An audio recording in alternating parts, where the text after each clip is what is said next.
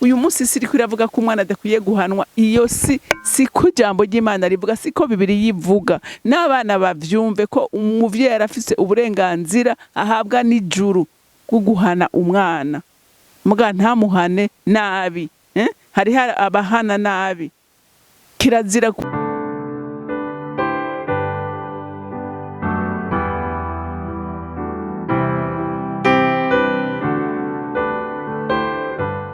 bakunzi bahora CANAAN TV, ndanezerewe kandi gusubira guhura namwe ngo tuganire ijambo ry'Imana. Ariko imbere ko dutangura kuganira, reka tubanze dusenge. Mana Data rugira byose uri mu ijuru, se umwami wacu Yesu Kristo, w'imiryango n'indimi zose yitirirwa, ciye bugufi ngushimira ineza yawe, ngushimira urukundo rwawe, ngushimira mwami Imana ko watugiriye neza nk'abavyeyi ukaduha ibibondo, ngushimira ko hari inshingano waduhaye, ari naco gituma tugiye kuganira mwami Imana uko umuvyeyi akwiye kwifata kugira ngo umwana wiwe ahabwe umugisha n'Imana kandi n'umuvyeyi ahezagirwe. Mana ndagushimiye kandi ndakuninahaje, icubahiro cyose n'amashimwe yose aba yawe, mu izina ryawe gera Yesu Kristo nsenze nizeye kuvyumvise, amen amen. Rero uyu munsi nagomba kuganira n'abavyeyi ngene dukwiye kwifata, ngene dukwiye kurera abana bacu, kuko Imana yarabaduhaye kugira ngo tuyirerere. Rero hariho inyifato dukwiye kugira vy'ukuri dushikane inshingano zacu Imana yaduhaye neza. Reka dusome mu Banyefeso twumve uko ijambo ry'Imana rivuga, igice ca 6. Turasoma igice ca 6 dusome umurongo wa 4. Haravuga ngo namwe base ntimugashavuze abana banyu, ariko mubarere mubahana mubahanura uko umwami wacu agomba. Murumvise ko ijambo ry'Imana ritubwiye ngo dukwiye kurera abana bacu mu rukundo, kuko umuntu ukunda ntumubabaza, umuntu ukunda umugirira ibintu bimunezera, ntiwokora ibintu bibabaza umuntu ukunda. Rero abana bacu dukwiye kubaha urukundo, dukwiye kubarera tubahana. Urumva Bibiliya iremera ko umuvyeyi ahana umwana, biremewe, ariko ukamuhana atari nk'umwica, kuko hariho abavyeyi bahana abana bakabahana nk'abagomba kubica. Ariko tubahane, tubatoze indero nziza, kuko inkoni akanywafi karakenewe, hari igihe gakenerwa umwana akiri muto. Biradusaba rero kubahana, uko n'ijambo ry'Imana riravyemera. Uyu munsi siri kwiravuga ko umwana adakwiye guhanwa, iyo siko ijambo ry'Imana rivuga, siko Bibiliya ivuga. N'abana bavyumve ko umuvyeyi arafise uburenganzira ahabwa n'ijuru bwo guhana umwana, muga ntamuhane nabi.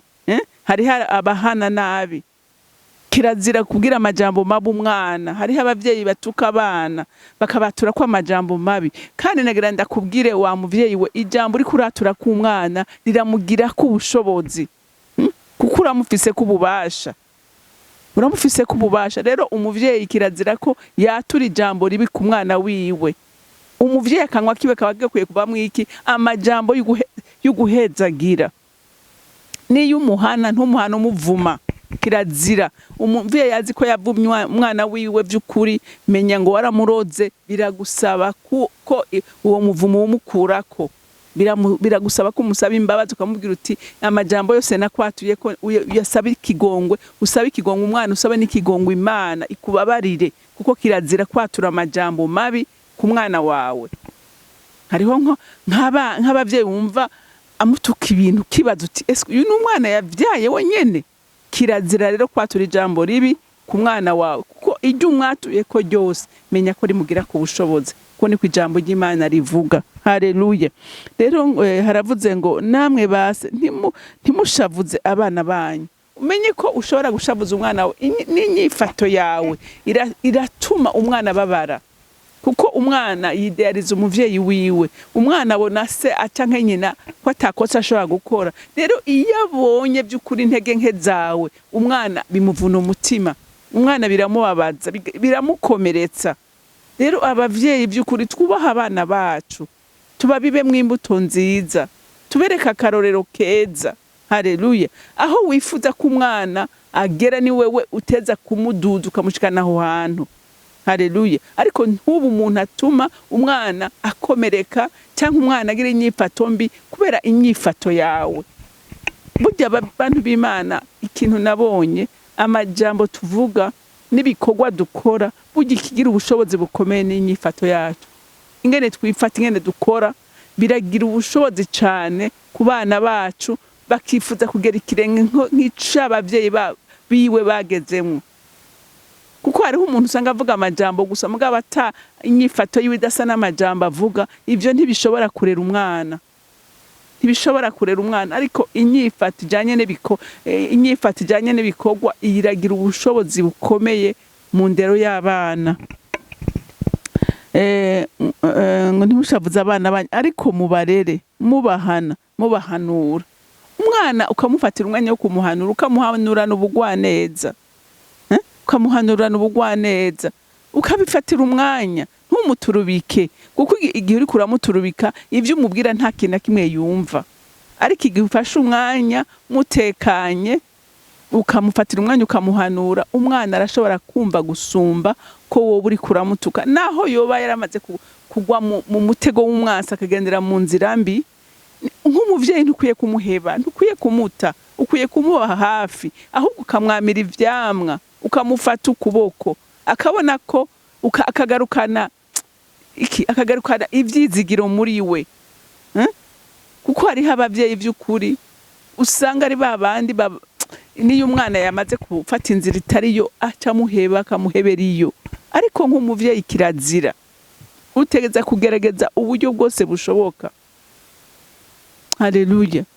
Uteza kugira uburyo bwose, kuko ni itegeko ry'Imana ufise nk'uku rero umwana umukunze umwengenga gushika naho umushikana ku rugezo wewe ushaka. Haleluya. Mubahanura uko umwami wacu agomba. Murumva niko umwami wacu agomba, niryo tegeko aduha ko dukwiye kurera abana mu rukundo, dukwiye kurera abana tubihanganira. Tubihanganira naho boba bakoze ikosa rimeze gute. Haraho nigeze kumva umuvyeyi naranakivuze arafa pase, umuvyeyi yumva umenga umwana wewe namwica, akumva umenga ntabagikeneye, bituma umwana noneho umwamfonsa gusumba, ukarema ikintu c'igihome mu mutima wiwe kandi kizomugirira n'ingaruka mbi mu buzima bwiwe.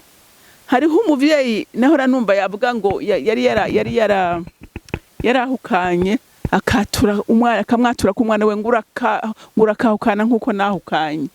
Ukibaza none nk'iryo jambo mubwiye, wibaza ko rirema ikirere kimeze gute mu mutima wiwe? Wibaza ko uwo mwana azova mwiki? Iryo jambo wamwatuye kuri yamugira ko ubushobozi. Rero nk'abavyeyi vy'ukuri n'ukuri twige kumenya ngo twebwe turafise ububasha bukomeye ku bana bacu, kandi ijambo tubatura ko rigira ubushobozi bukomeye. Haleluya. Rigira ubushobozi bukomeye.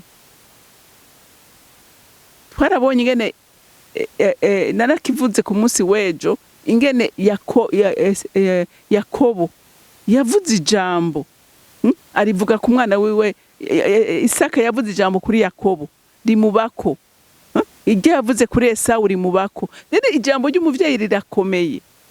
Umwana akwiye kwirinda ko umuvyeyi avuga nabi, kandi umuvyeyi nawe akwiye kugira kwiyubara cyane, akanwa kiwe kagasengera. Hariho abantu byorohera kuvuga amajambo mabi.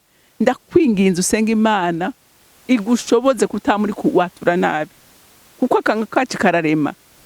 Rero amajambo uri kurarema ku mwana wawe amuba kuko nyene atana kimwe kivuyemo. Rero bana biradusaba ngo tubarere mu rukundo rw'Imana, biradusaba kubamira ivyamwa. Abona umuvyeyi ari gitangaza, ari yakubonyemo amakosa biramuvuna umutima, aratakaza ikizere kuri wewe. Rero umwana ngo tumurere ko tumurerera Imana. Abana sabacu turabarezi. Rero Imana iraturaba ingene turiko turabarera, iraturaba ibyo turiko turabashiramwo. Mbega uyu munsi uri kushiriki mu bana bawe, uri kuba bibamwe iki? Uri kuba bibamwe iki? Uri kuba bibamwo ibintu bizobagirira ikimazejo canke uri kuba bibamwe ingeso mbi? Ni kenshi uzobona umwana avuga nka se canke akora nka nyina, umukobwa agakora nka nyina, umuhungu akavuga nka se agakora nka se. Rero murumva ko dufise uruhara rukomeye gukurera. Ejo abana nibo bazoba bahagaze mu gishingo cacu. None turiko tubabibamwe iki? Rero ijambo ry'Imana ririko rirakubwira wa muvyeyi we, nanje ririko rirambwira ngo dukore neza, turera abana bacu neza. Reka turabe mu gusubira mu vyagezwe igice ca 5 dusome umurongo wa 16.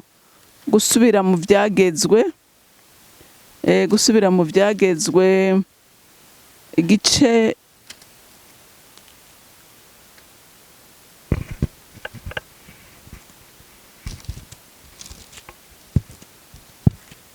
turasoma igice ca 5 umurongo wa 16.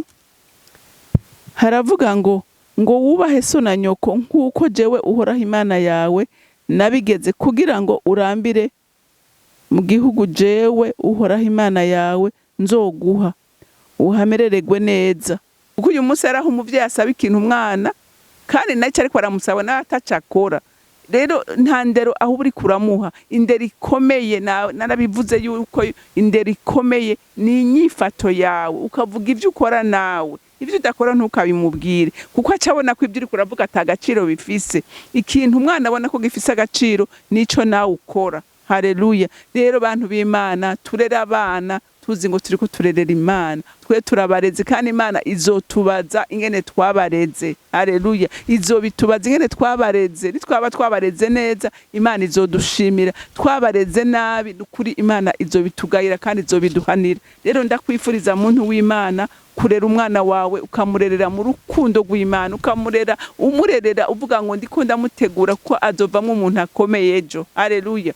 Rero Imana yo mwijuru ibahezagire. Uri mwiza kandi ugira neza Mana. Nta usa nawe kandi nta uringaniye nawe. Uri umwizigirwa kandi uri umunyabuntu. Ngushimiye ko watugiriye neza ukaduha ibibondo Mana. None ndasengera umuvyeyi wese kugira ngo arerere Imana, arerere igihugu, kuko umwana suwiwe, umwana n'uw'Imana. Rero ndagushimiye muvyeyi mwiza ko wumvise isengesho ryanje, hama icubahiro cyose n'amashimwe yose aba yawe. Nkaba ndabisenze ndavyizeye ko vyumvise mu izina rya Kristo Yesu. Amen, amen.